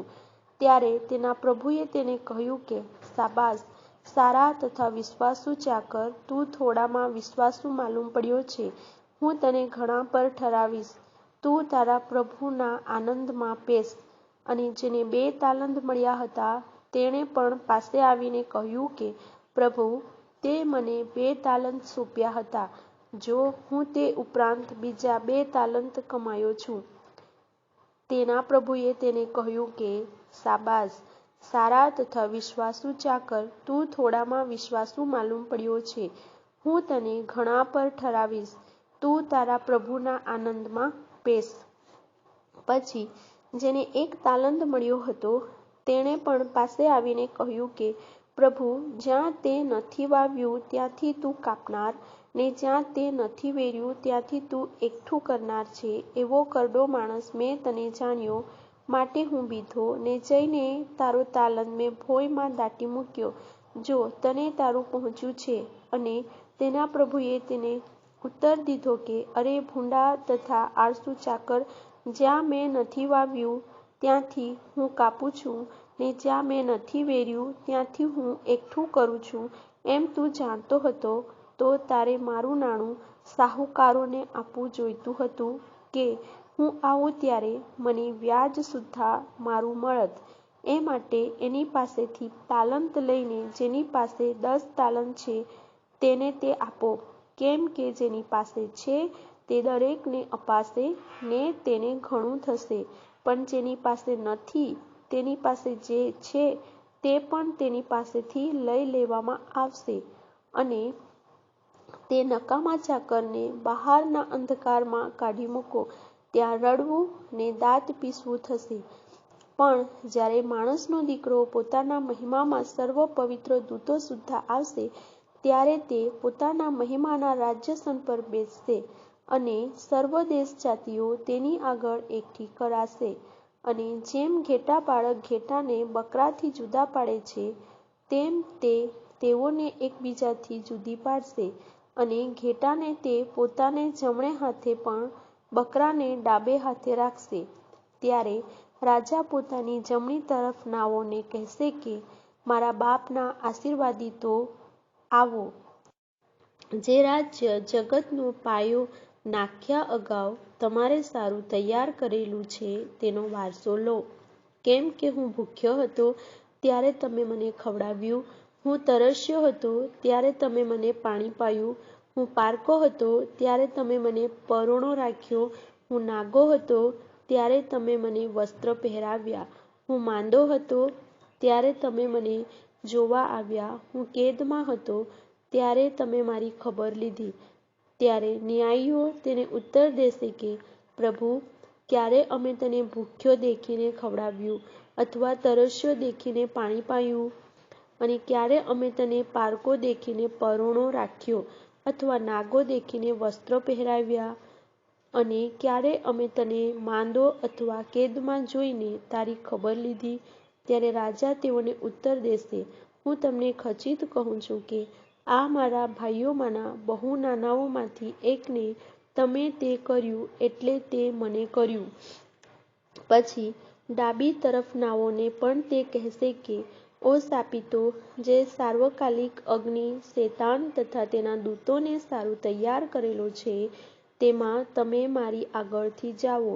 કેમ કે હું ભૂખ્યો હતો પણ તમે મને ખવડાવ્યું નહીં, હું તરસ્યો હતો પણ તમે મને પાણી પાયું નહીં, હું પારકો હતો પણ તમે મને પરોણો રાખ્યો નહીં, નાગો હતો પણ તમે મને વસ્ત્ર પહેરાવ્યા નહીં, માંદો તથા કેદમાં હતો પણ તમે મારી ખબર લીધી નહીં. ત્યારે તેઓ પણ તેને ઉત્તર દેશે કે, પ્રભુ, ક્યારે અમે તને ભૂખ્યો કે તરસ્યો કે પારકો કે નાગો કે માંદો કે કેદમાં દેખીને તારી સેવા નહીં કરી? ત્યારે તે તેઓને ઉત્તર દેશે, હું તમને ખચિત કહું છું કે આ બહુ નાનાઓમાંથી એકને તમે તે કર્યું નહીં, એટલે તે મને કર્યું નહીં. અને તેઓ સાર્વકાલિક શાસનમાં જશે, પણ ન્યાયીઓ સાર્વકાલિક જીવનમાં જશે. અધ્યાય 26.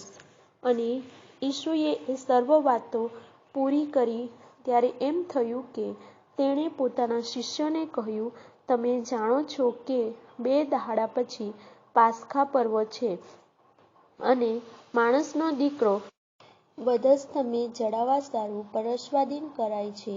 ત્યારે મુખ્ય યાજકો તથા લોકોના વડીલો કાયાફા નામે પ્રમુખ યાજકની કચેરીમાં એકઠા થયા, અને ઈસુને કપટથી પકડીને મારી નાખવા માટે તેઓએ મનસૂબો કર્યો. પણ તેઓએ કહ્યું કે પર્વમાં નહીં, રખેને લોકોમાં ગડબડ થાય. અને ઈસુ બેથનિયામાં સિમોન કોઢિયાના ઘરમાં હતો. ત્યારે અતિ મૂલ્યવાન અત્તરની સંગેમરમરની ડબ્બી લઈને એક સ્ત્રી તેની પાસે આવી, ને તે જમવા બેઠો હતો. ત્યારે તેના માથા પર તેણે તે રેડ્યું. પણ તેના શિષ્યોએ તે દીઠું. ત્યારે તેઓએ ગુસ્સે થઈને કહ્યું કે એ નુકસાન શા માટે?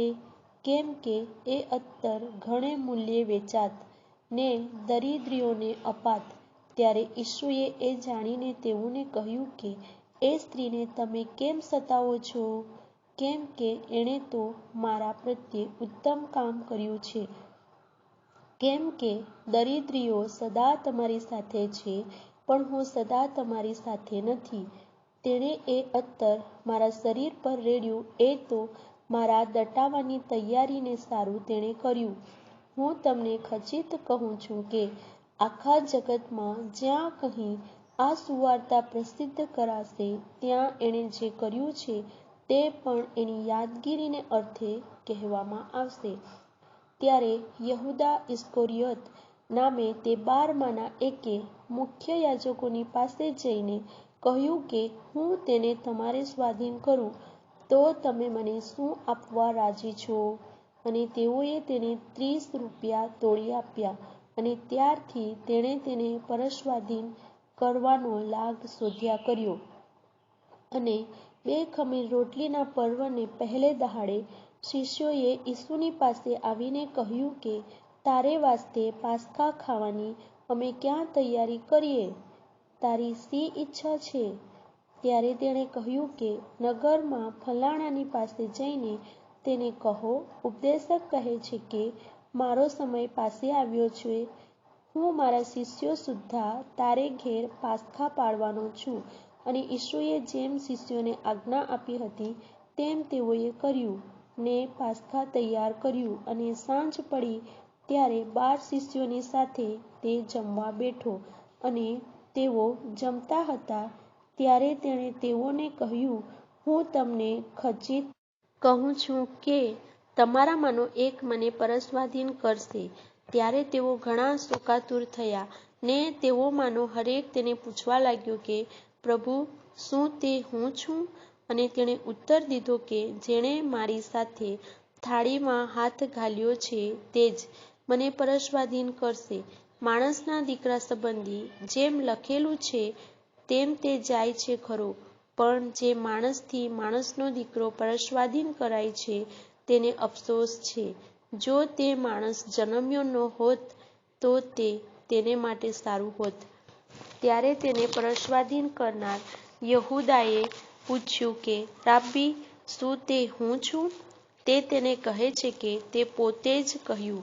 અને તેઓ ભોજન કરતા હતા ત્યારે ઈસુએ રોટલી લઈને તથા આશીર્વાદ માંગીને ભાંગી અને શિષ્યોને તે આપીને કહ્યું કે લો, ખાવો, એ મારું શરીર છે. અને તેણે પ્યાલો લઈને તથા સ્તુતિ કરીને તેઓને આપીને કહ્યું કે તમે સહુ એમાંનું પીવો, કેમ કે નવા કરારનું એ મારું લોહી છે, જે પાપોની માફીને અર્થે ઘણાઓને સારું વહેરાવવામાં આવે છે.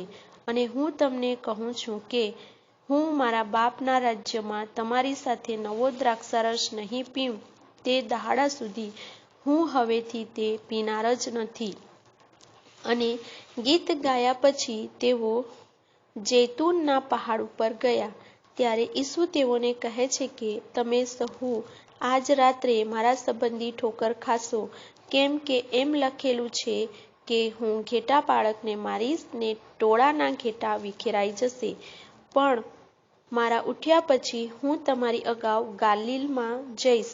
ત્યારે પિતરે તેને ઉત્તર દીધો, જો કે બધા તારા સંબંધી ઠોકર ખાય તો પણ હું કદી ઠોકર નહીં ખાઈશ.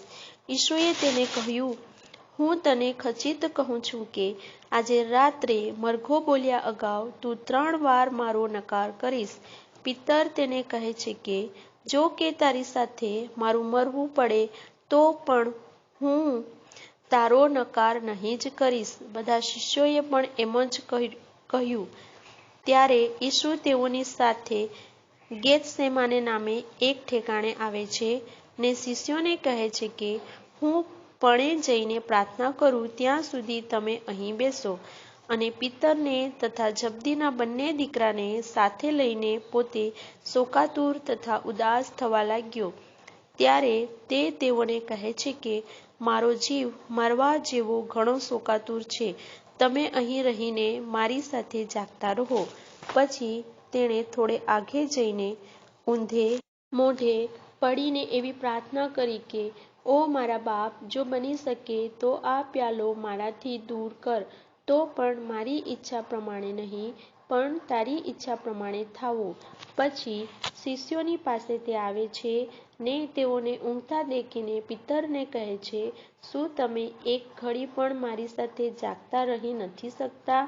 જાગતા રહો ને પ્રાર્થના કરો કે તમે પરીક્ષણમાં ન આવો. આત્મા તત્પર છે ખરો, પણ શરીર અબળ છે.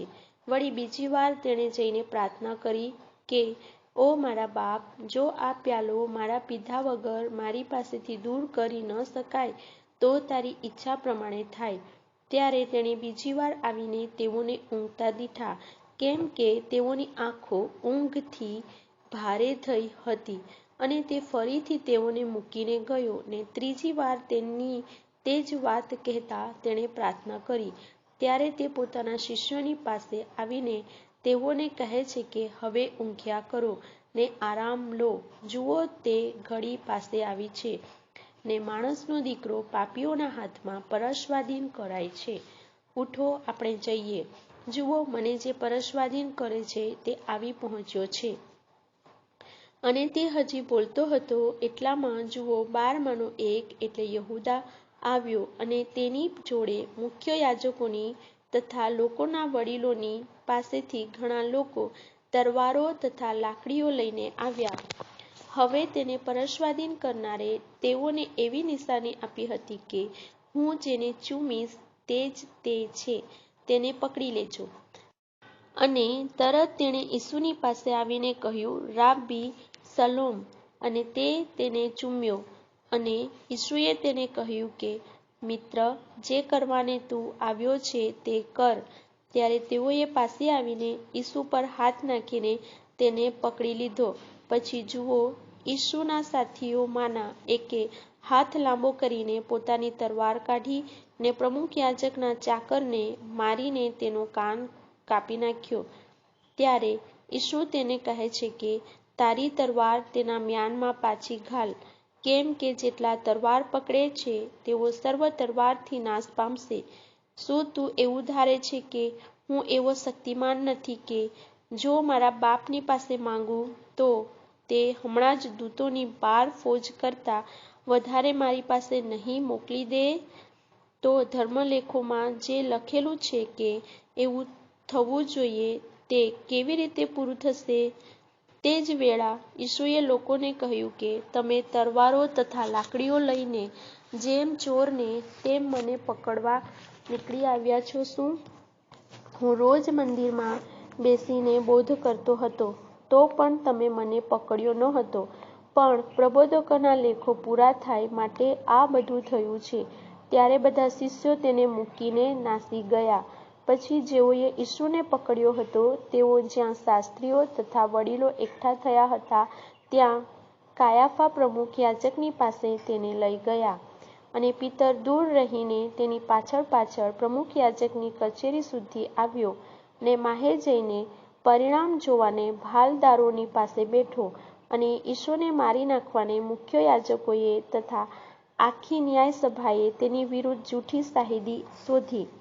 અને જો કે ઘણા જૂઠા સાક્ષી આવ્યા તો પણ તે ન જડી, પણ પાછળથી બે આવીને બોલ્યા કે એણે એમ કહ્યું, હું દેવનું મંદિર પાડી નાખવાને તથા તેને 3 દાડામાં પાછું બાંધવાને સમર્થ છું. ત્યારે પ્રમુખ યાજકે ઊભા થઈને તેને કહ્યું, શું તું કંઈ જ ઉત્તર નથી દેતો? એવો તારી વિરુદ્ધ કેવી શાહિદી આપે છે? પણ ઈસુ છાનો રહ્યો. ત્યારે પ્રમુખ યાજકે તેને કહ્યું, હું તને જીવતા દેવના સમ દઉં છું કે દેવનો દીકરો જે ખ્રિસ્ત તે જ તું છે કે નહીં એ અમને કહે. ઈસુ તેને કહે છે કે તે પોતે જ કહ્યું. પરંતુ હું તમને કહું છું કે હવે પછી માણસના દીકરાને પરાક્રમના જમણા હાથ પર બેઠેલો તથા આકાશના મેઘો પર આવતો તમે દેખશો. ત્યારે પ્રમુખ યાજકે પોતાના લુગડા ફાડીને કહ્યું કે એણે દુર્ભાષણ કર્યું છે. હવે આપણને બીજા શાહિદીઓની શી જરૂર છે? જુઓ, તમે એ દુર્ભાષણ સાંભળ્યું છે. તમે શું ધારો છો?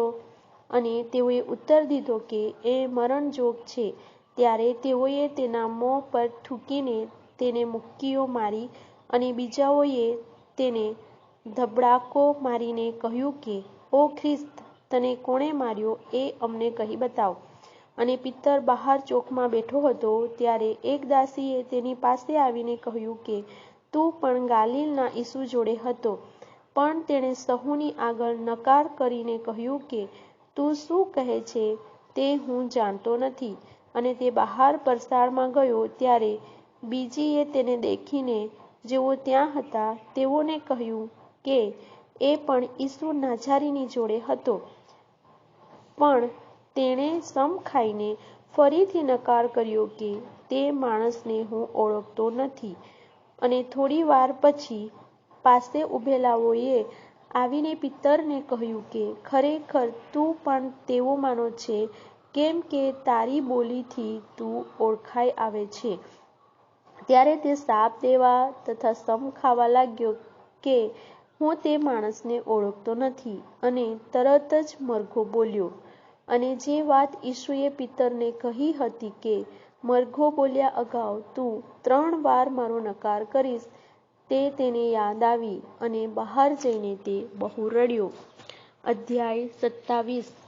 અને સવાર થઈ ત્યારે સર્વ મુખ્ય યાજકોએ તથા લોકોના વડીલોએ ઈસુને મારી નાખવા સારું તેની વિરુદ્ધ મનસૂબો કર્યો. પછી તેઓએ તેને બાંધ્યો ને તેને લઈ જઈને પિલાત હાકેમને સોંપ્યો.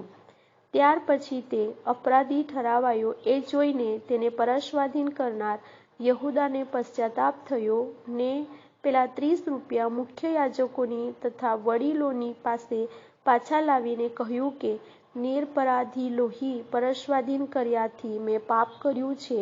ત્યારે તેઓએ તેને કહ્યું કે તેમાં અમારે શું? તે તું જાણે. પછી મંદિરમાં રૂપિયા ફેંકી દઈને તે નીકળ્યો અને જઈને ગળે ફાંસો ખાધો.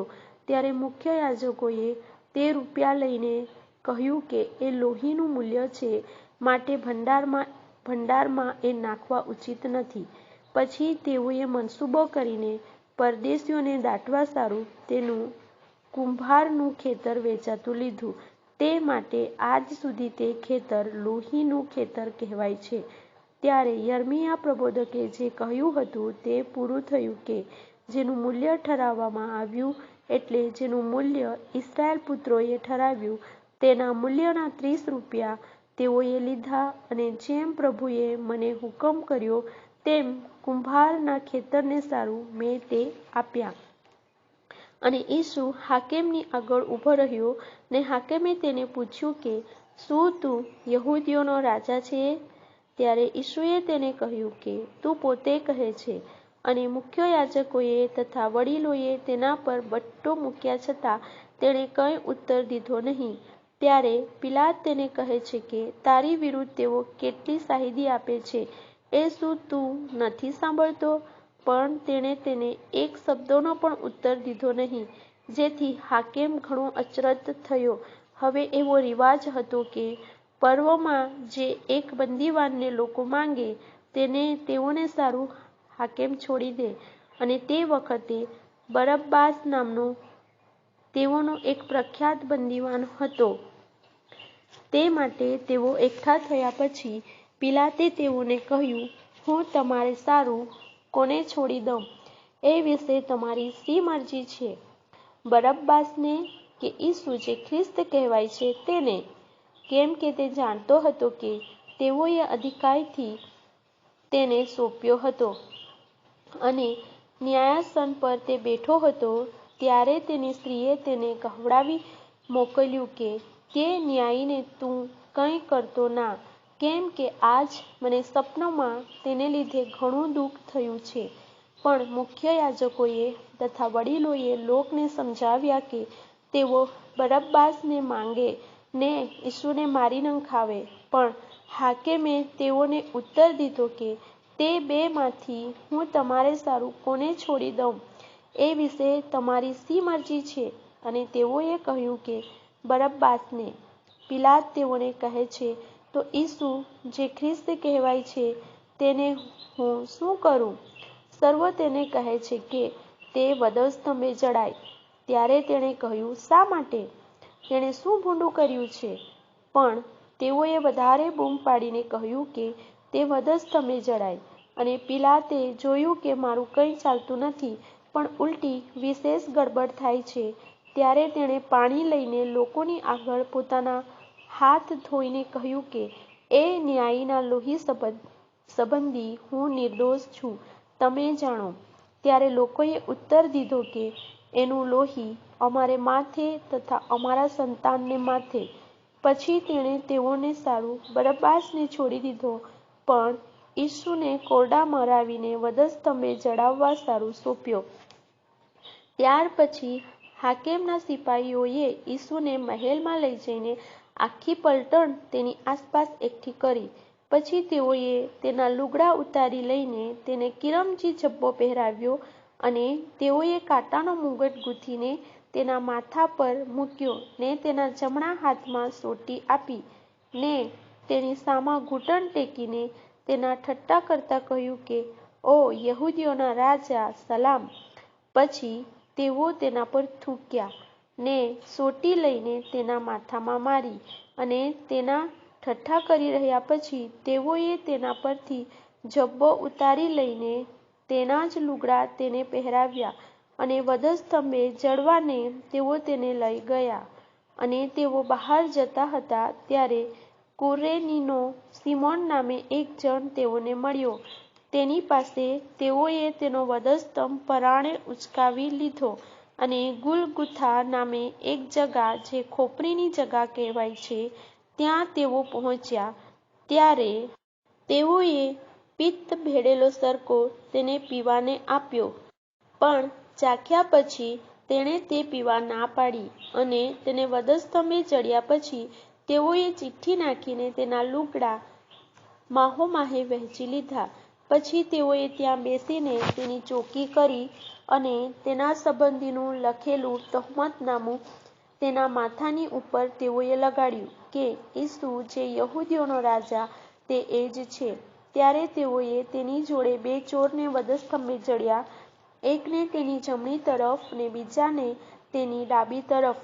અને પાસે થઈને જનારાઓએ પોતાના માથા હલાવતા તથા તેની મસ્કરી કરતા કહ્યું કે અરે, મંદિરને પાડી નાખનાર તથા તેને 3 દહાડામાં બાંધનાર, તું પોતાને બચાવ. જો તું દેવનો દીકરો હોય તો વધસ્તંભ પરથી ઉતરી આવ. અને તે જ રીતે મુખ્ય યાજકોએ પણ શાસ્ત્રીઓ તથા વડીલો સુદ્ધા તેના ઠઠ્ઠા કરતા કહ્યું કે બીજાઓને તેણે બચાવ્યા, પણ પોતાને તે બચાવી નથી શકતો. એ તો ઇસ્રાએલનો રાજા છે. તે હમણાં વધસ્તંભ પરથી ઉતરી આવે એટલે અમે તેના પર વિશ્વાસ કરીશું.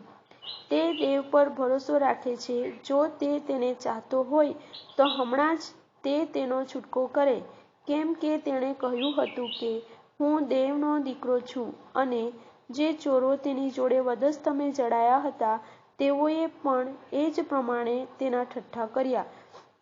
અને છઠ્ઠી હોરાથી તે 9મી હોરા સુધી આખા દેશ પર અંધકાર છવાઈ રહ્યો. અને આશરે 9મી હોરાએ ઈસુએ મોટે ઘાટે બૂમ પાડી કે એલી એલી લબા સબકથની, એટલે ઓ મારા દેવ, તે મને કેમ મૂકી દીધો છે.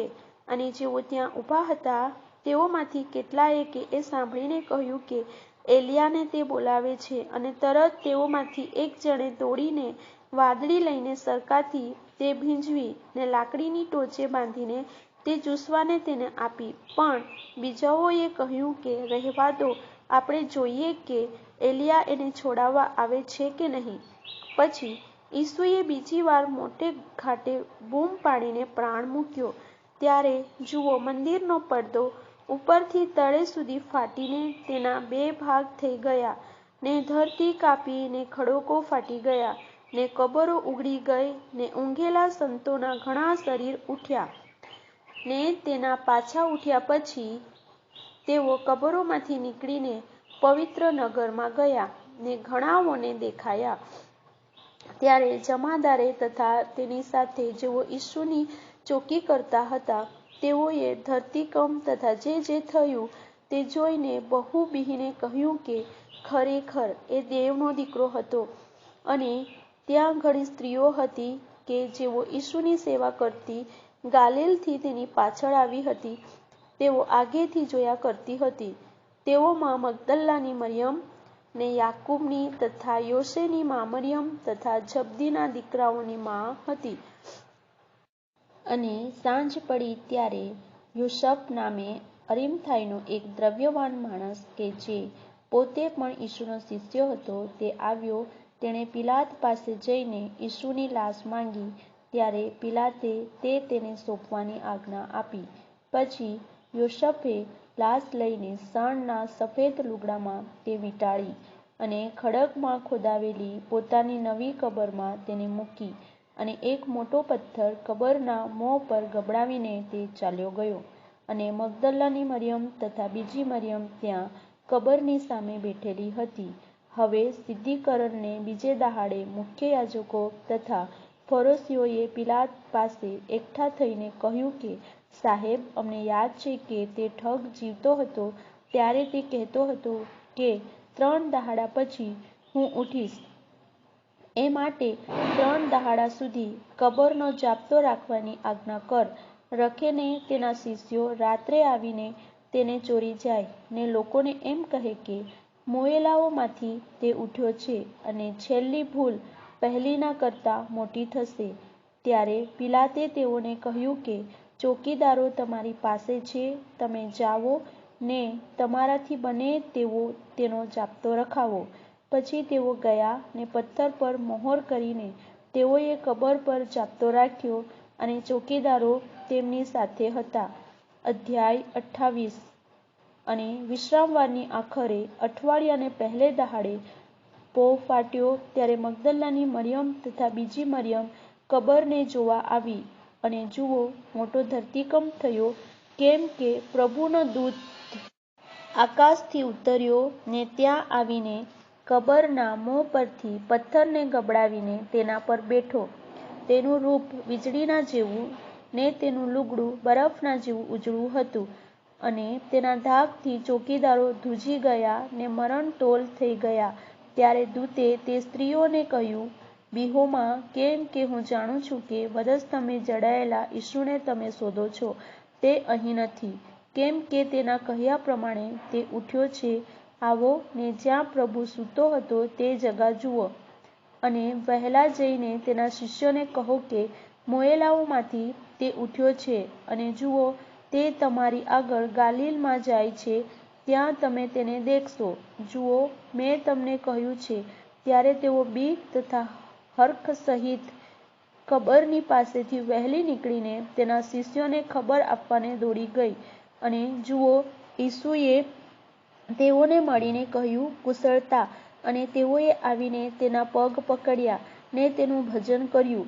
ત્યારે ઈસુ તેઓને કહે છે, બીહોમાં જાઓ, મારા ભાઈઓને કહો કે તેઓ ગાલિલમાં જાય, ને ત્યાં તેઓ મને દેખશે.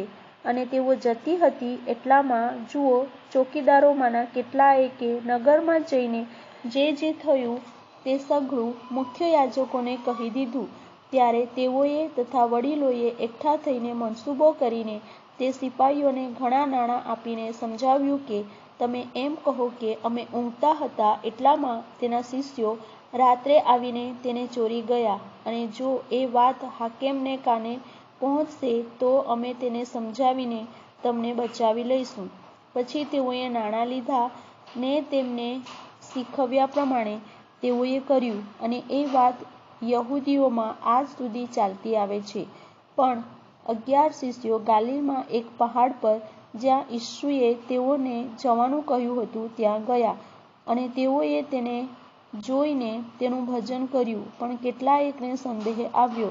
અને ઈસુએ ત્યાં આવીને તેઓને કહ્યું કે આકાશમાં તથા પૃથ્વી પર સર્વ અધિકાર મને અપાયો છે. એ માટે તમે જઈને સર્વ દેશનાઓને શિષ્ય કરો, બાપ તથા દીકરા તથા પવિત્ર આત્માને નામે તેઓને બાપ્તિસ્મા આપતા જાઓ.